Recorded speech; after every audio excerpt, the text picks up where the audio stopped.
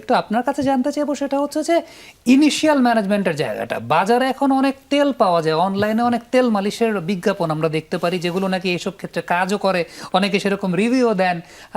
গরম ছেক দেয়া হয়, গরম তেল দেয়া হয়। আবার আমরা দেখি আপনারা ওই ম্যাজিক্যাল স্প্রে ব্যবহার করেন, তুষার ভাইরা গিয়ে ম্যাজিক্যাল স্প্রে ব্যবহার করেন। ইনিশিয়াল ম্যানেজমেন্ট আসলে কি? কারো হ্যামস্ট্রিং এ টান পড়লো, জাস্ট তখন আপনারা কি করেন?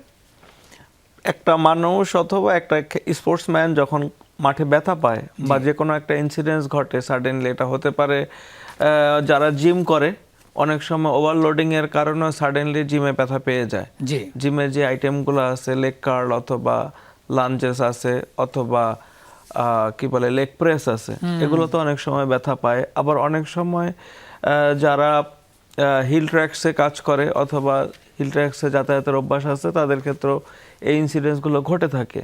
তো যেভাবে কিন্তু শতকরা 80% বা 90% ক্ষেত্রে স্পোর্টস রিলেটেড যারা আছে তাদের ক্ষেত্রেই ঘটনাগুলো ঘটে থাকে, যেটা অ্যাক্সিলারেশন ঘটলে সাডেনলি মাসেল ক্র্যাম্প করে ফেলে জি, বা যেটাকে আমরা স্ট্রেন বলতেছি। তো এই সমস্ত ক্ষেত্রে ইমিডিয়েটলি কমপ্লিটলি যদি মাসেল টিয়ার না হয় বা গ্রেড 2 ক্ষেত্রে পার্শিয়ালি টিয়ার না হয়, সেক্ষেত্রে যত তাড়াতাড়ি ওই প্লেয়ারটাকে বা সকার প্লেয়ারটাকে আমরা মাঠ থেকে বের করে নিয়ে ইমিডিয়েটলি তাকে আইসিং করতে হবে এবং ইনশিওর করতে হবে যে যাতে ওই ফাইবারটা কোনোভাবে তার স্ট্রেস না হয় এবং ওকে কীভাবে রেস্ট দেওয়া যায় সেটা হতে পারে আমরা ব্যান্ডেজিং এর মাধ্যমে, আর আইদার যদি ডিপলি টিস্যু ইনজুর্ড হয় আমরা একটা ব্যাক স্ল্যাব ইউজ করতে পারি যাতে কিনা তার পাটা একেবারে সোজা থাকে।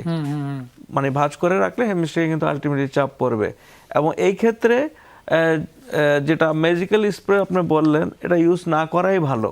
মানে মাঠে দেখা যায় একান্ত ক্ষেত্রে অনেক সময় মাসেলটা কমপ্লিটলি ওয়ার্মিং আপ না হলে আমরা ওই টিস্যুটাকে ওয়ার্ম আপ করতে সহায়তা করি যাতে কিনা তার মাসেলটা ওয়ার্ম হয়, স্ট্রেসটা কম হবে।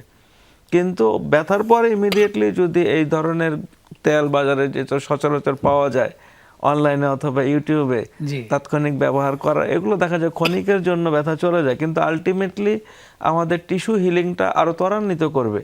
কারণ এই যে অ্যাকিউট ফেজ, এটা প্রথম 72 ঘন্টা একমাত্র ট্রিটমেন্ট হচ্ছে আইস।